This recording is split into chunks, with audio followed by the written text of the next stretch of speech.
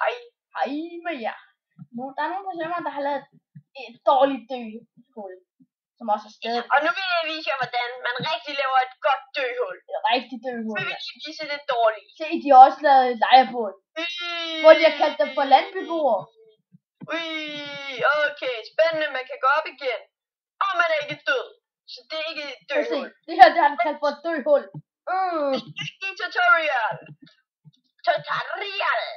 Og så med mig og Mikkel. Så er det redstone. Og så med mig. Okay, nu filmer jeg på Mikkel, mens han laver et rigtigt døhul. Okay, se. Okay, igen. Okay, så sætter du torch her. Ja, nu filmer jeg lige alt redstone, så I selv kan lave. Ja, og redstone er... Ja, og så sætter du sandene. Så bliver du nødt til at gøre det sådan lidt grimt. Hold kæft. Hold kæft, man kan blive let. Prøv at se her. Så skal vi lige aktivere. Prøv at se her. Okay, nu skal vi lave D-hul. D-hul kalder vi det for. Ultimate D-hul. Prøv at se her. Så skal man sætte det.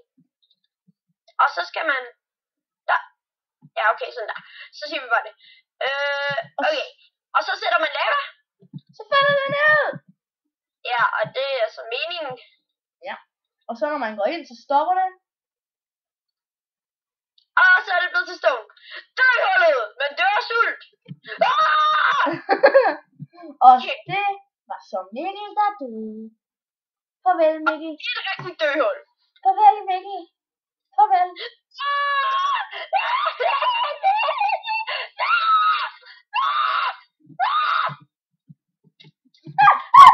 Nu skal I se noget griner. Yes,